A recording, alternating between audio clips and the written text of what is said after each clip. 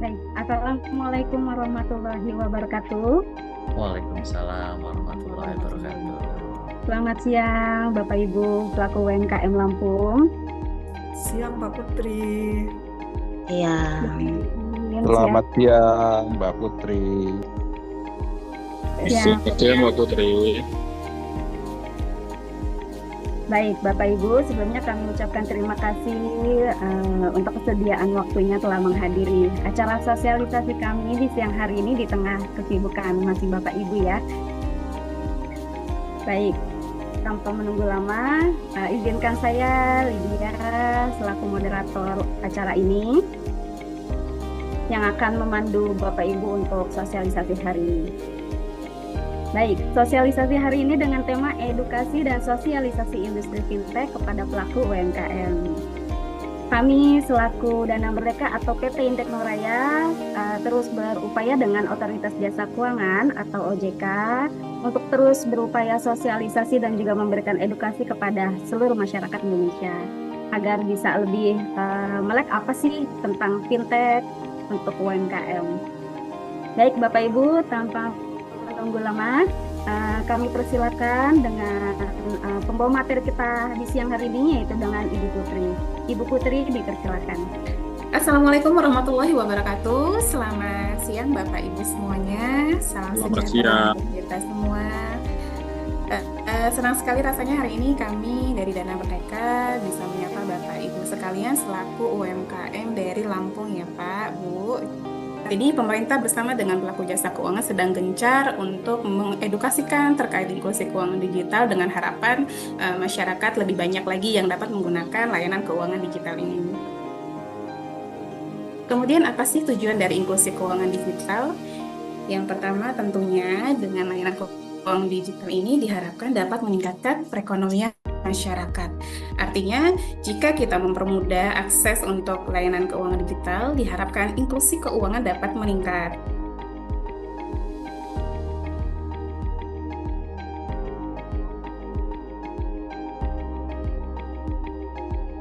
Mengalami berbagai macam hambatan. Salah satunya adalah keterbatasan akses yang membuat banyak masyarakat belum menggunakan atau mengaplikasikan dari layanan keuangan digital. Contohnya yang pertama adalah keterbatasan akses akan biaya atau price barrier.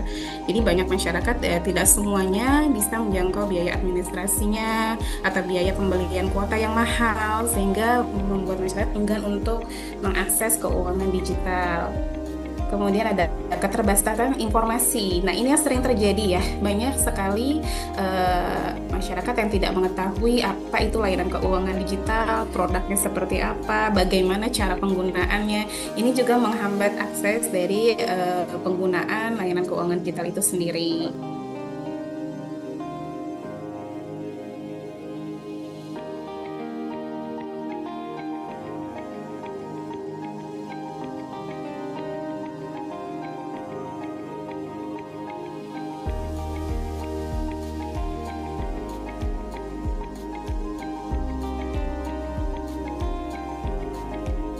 Ini adalah data penggunaan internet. Kenapa data penggunaan internet penting untuk meningkatkan inklusi keuangan digital?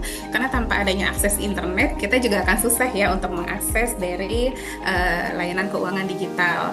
Dari data yang kita punya saat ini adalah menurut Asosiasi Penyedia Internet Indonesia atau biasa dikenal APJI dari tahun 2015 sampai dengan 2023, ini data pengguna internet atau masyarakat Indonesia kita selalu berkembang, meningkat terus nih. Contohnya di tahun 2023 ini sudah hampir sekitar 78,19% masyarakat kita sudah menggunakan internet. Artinya internet ini sudah banyak peminatnya ya untuk mengakses layanan keuangan digital melalui smartphone. Kemudian fintech atau peer-to-peer lending. Nah, ini yang tadi kami sampaikan bahwa salah satu jenis inklusi keuangan digital adalah financial technology atau biasa kita sebut dengan fintech. Bagaimana sih mekanisme dari fintech itu sendiri? Sebenarnya sangat simpel ya Bapak Ibu. Fintech merupakan suatu platform atau aplikasi berbasis teknologi yang menghubungkan antara pemberi dana dengan penerima dana. Jadi kami sebagai fintech itu berada di tengah atau sebagai marketplace-nya saja yang menghubungkan kedua belah pihak ini untuk melakukan proses pinjam, meminjam dana seperti itu.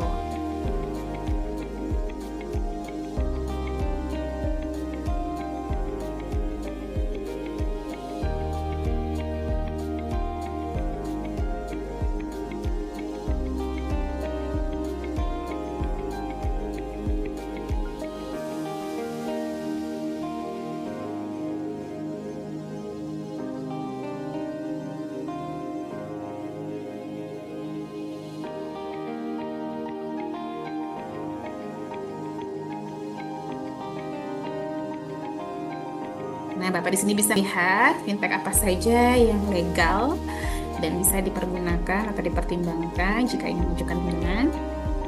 Salah satunya ada kami, Dana Merdeka. Nah, ini cara-cara lain untuk mengecek fintech yang belajar dapat di OJK bisa di websitenya AFI atau email melalui call centernya di 150 505 atau pengaduan AFI di .or.id. Dan penutup dari saya, jika memang ingin mengajukan pinjaman di platform manapun, perhatikan kembali kebutuhannya, prioritasnya, keperluannya, dan kemampuan Bapak, kemampuan bayar dari Ibu sekalian. Terima kasih. Baik Bapak Ibu, bagaimana untuk materi kita hari ini? Semoga harapannya Bapak Ibu bisa tambah pengetahuan ya. Jadi apa itu fintech, lalu mekanisme fintech itu bagaimana, lalu juga Bapak Ibu bisa mengetahui nih kira-kira fintech, ciri-ciri fintech ilegal dan juga legal juga seperti mana, lalu juga cara mengetahui fintech yang legal dan juga cara pengaduannya bagaimana. Baik Bapak Ibu, jika ada yang ingin ditanyakan boleh raise hand atau boleh tulis di kolom chat, nanti akan kita bantu untuk bacakan. Silakan. Dari Ibu Luis Leoni Ludwina, izin bertanya, saya selalu sering mengajukan pinjaman tapi tidak pernah ACC. Itu kira-kira kesalahan dari data saya atau gimana ya kakak-kakak? Silakan Ibu Putri, boleh dibantu untuk jawab.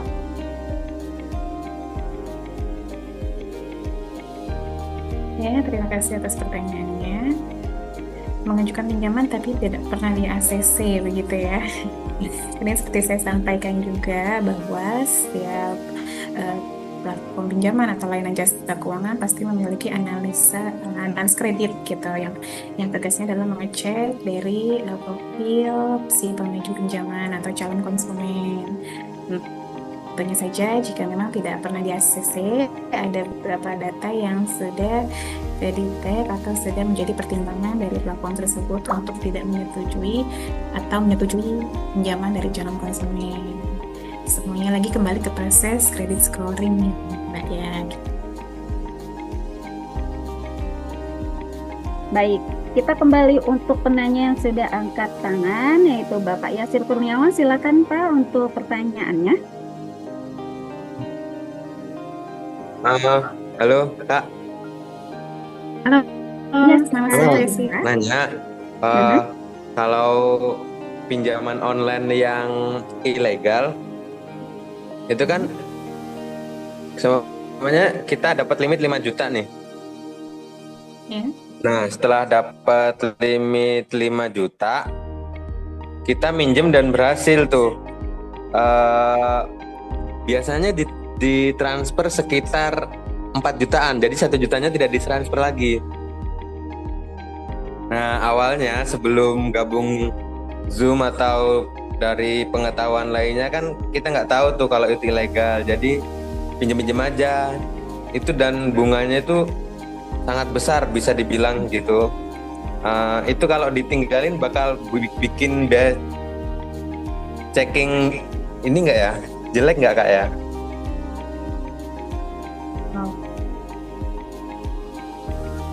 Baik, Bu Putri dikesilakan mungkin pertanyaannya saya ulangi lagi ya. Mungkin Pak Yasir ini pernah mengajukan pinjaman di ilegal Bu, lalu untuk pengajuannya berapa, lalu di transfernya berapa. Nah kira-kira kalau misalnya ditinggalkan atau tidak dibayarkan gitu Pak Yasir ya, kira-kira akan mempengaruhi BI checking atau gimana? Silakan Bu Putri untuk bantuannya. Oke. Ini Faisal, terima kasih atas pertanyaannya, cukup baik sekali ya. Seperti tadi saya sampaikan, untuk mengenali fintech yang legal dan ilegal sangatlah penting untuk melindungi kita sebagai konsumen gitu ya. Untuk yang ilegal sendiri, seperti saya katakan tadi ya, memang tidak ada keterbatasan untuk pembayaran bunga dan lain-lain gitu.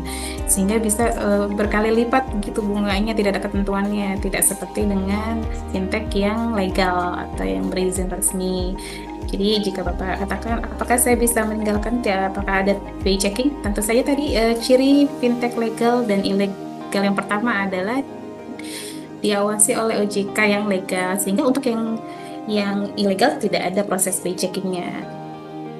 Seperti itu. Namun dikhawatirkan bunganya yang tinggi dan tidak terbatas gitu resikonya ya Pak. Bapak Yasir sudah mengalami sendiri gitu ya Pak ya. Biaya adminnya tinggi dan bunganya juga cukup tinggi untuk yang ilegal. Baik, terima kasih Bu Putri. Gimana Pak Yasir? Sudah terjawab untuk pertanyaannya?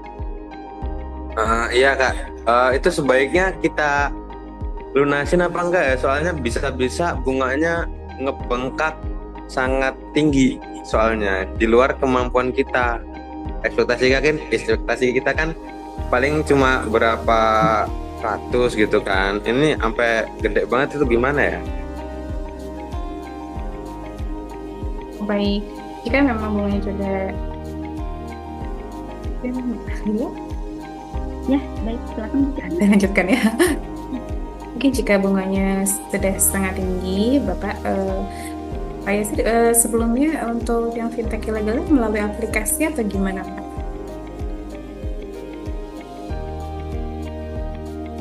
Iya, di aplikasi. Cuman beberapa kasus juga ada tuh kayak di apa ya, pinjaman, ngomongnya itu kayak bank plecit gitu Kak. Jadi tuh dia ngasih pinjaman di tempo sekian, terus bunganya wah nggak ini tuh, nggak apa namanya, nggak umum. Banyak ya online sih, banyaknya sih pinjaman online gitu. Baik, mungkin jika saya boleh sarankan, jika Bapak sedang mengalami hal tersebut, bisa melakukan pengaduan konsumen kepada OJK. Tadi kan sudah saya informasikan ya Pak. Namun jika Bapak merasa sudah keberatan untuk melakukan pelunasannya atau bunganya sudah terlalu tinggi, Bapak bisa coba, jika Bapak mengaksesnya melalui aplikasi, Bapak bisa menghubungi dari aplikasinya untuk keringanan atau keringanan pembayaran seperti itu ya Bapak. Namun biasanya mereka yang ilegal, inilah pentingnya kenapa kita jangan sampai gitu ya terlibat dengan yang ilegal, karena memang tidak ada perlindungan konsumennya Pak gitu. Kita tidak bisa menjamin jika ada hal-hal ini terjadi untuk kita bisa membela diri gitu dari fintech yang ilegal, karena mereka pun akan melakukan profesionalnya atau penagihannya secara semena-mena gitu. Bahkan tidak segan untuk menyebar data Bapak Ibu sekalian gitu untuk melakukan penagihan. Baik, Pak Yasir sudah cukup membantu terjawab. Baik Kak, terima kasih. Sejak ada Dana Merdeka, saya sangat paham akan pinjaman online. Terima kasih. Baik, terima kasih banyak Pak Yasir. Baik, mungkin untuk sebelum terakhir ada yang ingin disampaikan kembali Ibu Putri atau yang ingin memberikan hubungan kembali untuk kepada Bapak Ibu. Silakan.